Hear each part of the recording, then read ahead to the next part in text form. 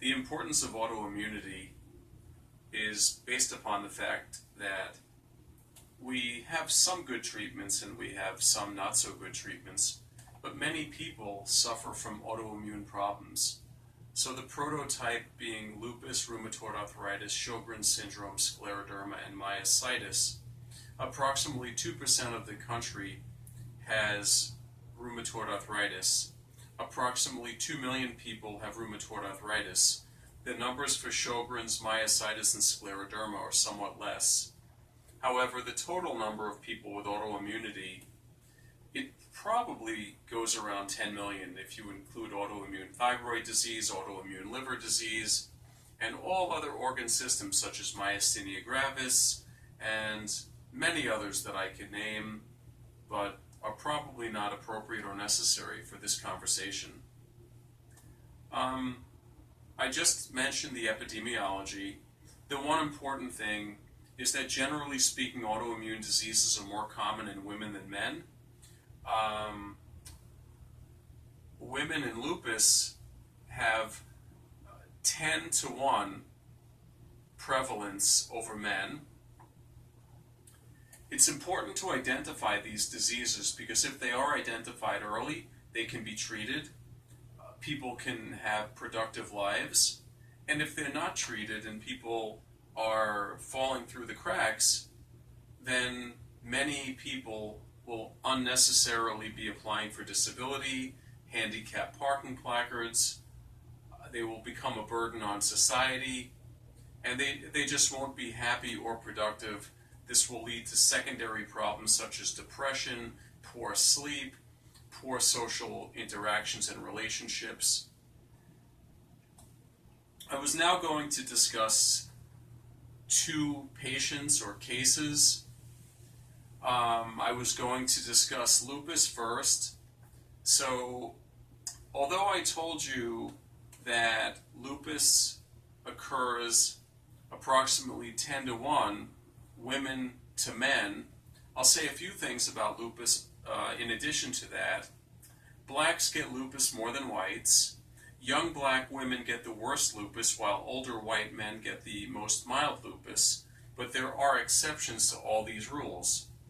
The gentleman that I'd like to present to you is a 40-year-old Asian male born in China who has many manifestations of lupus. He has hemolytic anemia, he has fatigue, he has lethargy, he has skin rash, he has hair loss, and he has joint pain. A lot of this would be considered pretty typical of lupus. One thing I should add is that autoimmunity is a diagnosis of history and physical, and not a diagnosis of blood test and criteria, albeit there are very expert rheumatologists throughout the United States that feel that everything should be based on criteria. I give one example before I move on with the case. If a person has a kidney biopsy, and the kidney biopsy shows immunofluorescent staining, and this is compatible with lupus and nothing else, we can all agree that this would be lupus. However, we may not have ever had their blood, and we may know nothing else about them. But in our system of diagnosing the lupus conditions and the other autoimmune diseases, for research purposes, criteria are established so that if you don't have more than 1 or 2 autoantibodies and more than 1 or 2 clinical features, you can't formally say the person has that disease, and thus they cannot be enrolled in clinical trials, even though your treatment of that disease will not change. So, back to my patient who is somewhat typical of lupus. Facial rash, sun-exposed area rash, these can be brutal. One day in the sun can ruin the life of a lupus patient. It can cause a flare of the disease, it can cause fevers, weight loss, poor appetite, joint pain. It can just wreck the person. It can put them into a full-blown lupus flare just by being in the sun. And while we don't know what causes lupus, we do know that sun avoidance is good and sun exposure is very bad. My patient initially presented to me with a history of being admitted to an emergency room every weekend for almost a year because his family physician noted that his SED rate was always elevated. And as I mentioned before, we do not treat blood tests, not even SED rates. Well, when his SED rate was higher than 70, 80, 90, or 100, he was told to go to the emergency room. When he got to the emergency room, he had no more than either a mild rash, some hair loss, or maybe some arthralgias as opposed to arthritis. He was sent home with no treatment. He'd go back to the family doctor, and this cycle continued for a year until he got worse and he met me. When he met me, he was severely anemic with a hemoglobin of 4 grams, and it was found quickly that he was hemolyzing and thus had hemolytic anemia. And a full workup for the hemolytic anemia ensued, solidifying his diagnosis of lupus based on his positive anti-nuclear antibody and his positive double-stranded DNA, or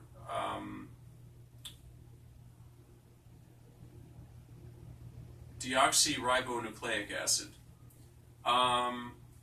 So with those tests positive, the ANA being very sensitive and the DNA being very specific, and again, it is the double-stranded, not the single-stranded DNA that is important. In fact, the single-stranded DNA is really not a test that's used anymore, although certain labs still have it in their panels. I caution you not to be prisoner to the lab panels, and I also caution you not to be prisoner to the lab results, but to the clinical picture. So the person had a positive Coombs test, thus had an autoimmune hemolytic anemia, and along with a positive ANA and a DNA and history of feeling poorly for a year, with joint pain, with some hair loss, it was an easy diagnosis to make of lupus.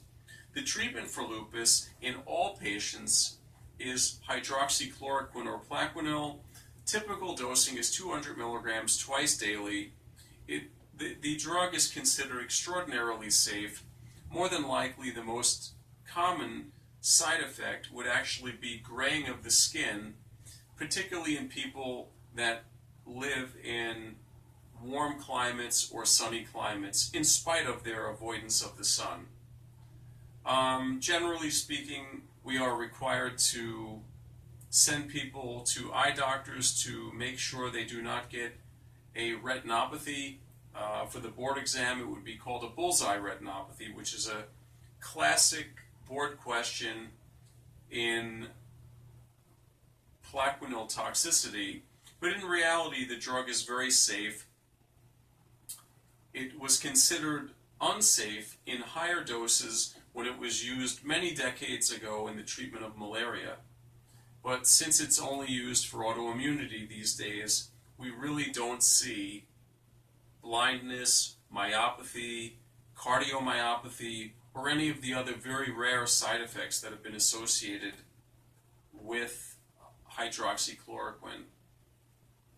For people that are more severe, as the hydroxychloroquine is generally used for mild disease such as skin, hair loss, rash, those would be considered minor manifestations.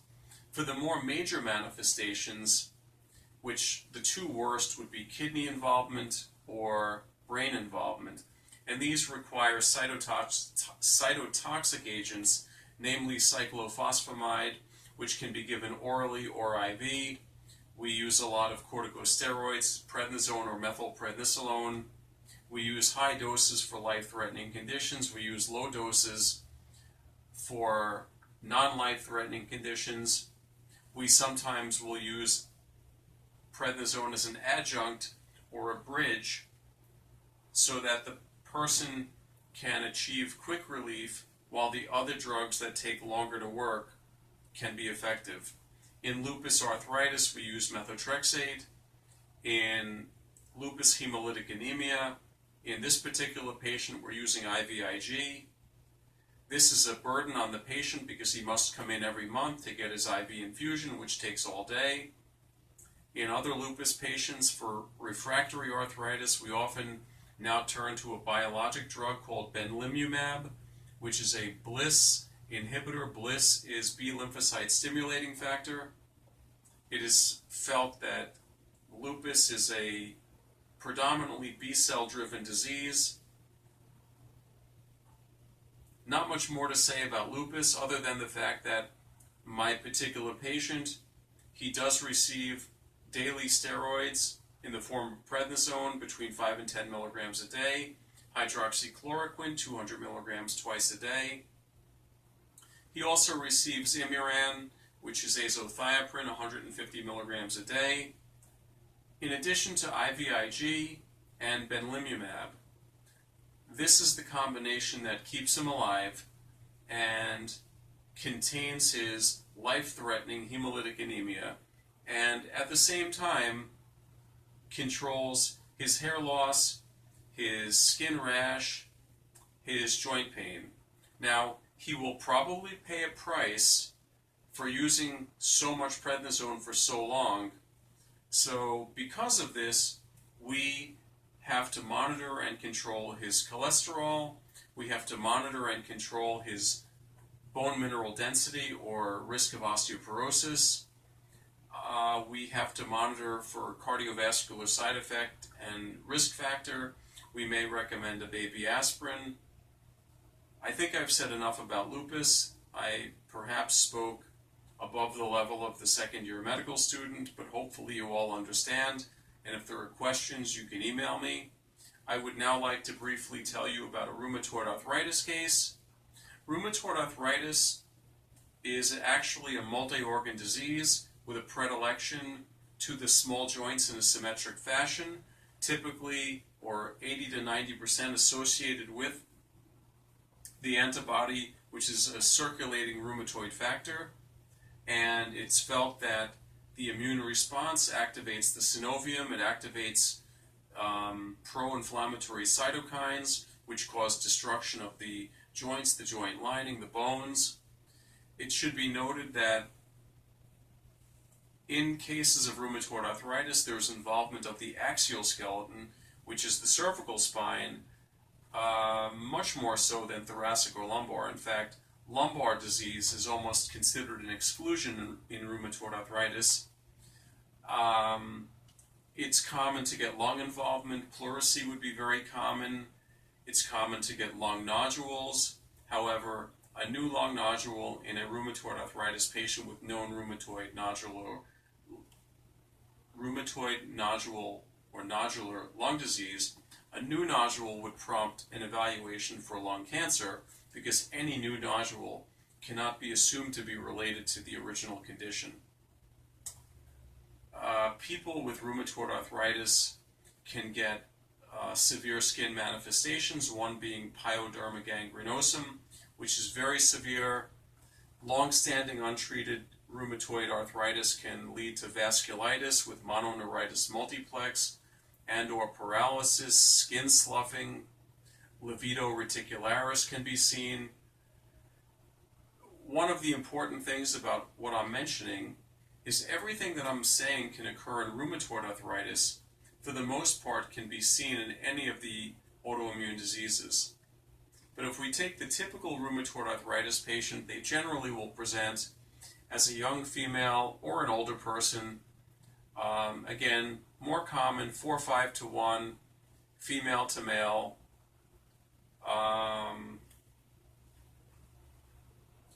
They'll present with an insidious onset for several months of polyarticular joint pain, generally involving the PIPs, MCPs, and wrists. Also the metatarsal joints, and any other joint can be involved. The TMJ, the cricoarytenoid joint, the sternoclavicular, the acromioclavicular, the glenohumeral, the hip joints, the knee joints, the ankle joints. Years ago, a lot of the people were constantly going for joint replacements. They were in wheelchairs. 35% of rheumatoid patients in the 1950s, 60s, and 70s were called the crippling arthritis. These people would be crippled. Now, with the new era of biologic therapy that's now been upon us for 15 to 20 years, we really don't use NSAIDs anymore. NSAIDs would include drugs such as Motrin or Naproxen, we tend to go directly to DMARDs, which are disease-modifying anti-rheumatic drugs, and they are subdivided into biologic and non-biologic DMARDs.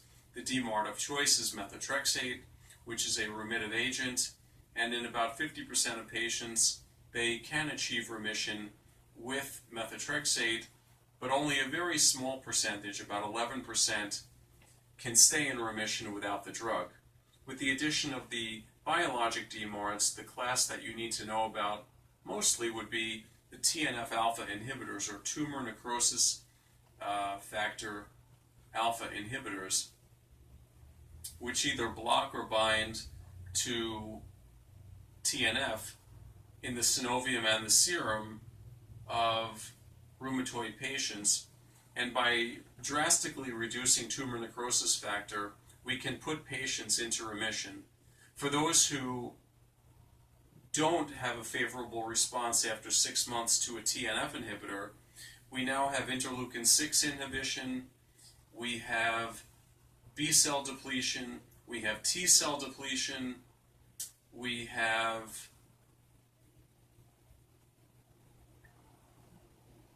probably other inhibition that I'm just not thinking of at the moment. I did ad-lib this talk, and I hope this was beneficial. I'm available for questions, and I wish you all a good evening. Good luck with your future at AUC. AUC has served me well. Thank you.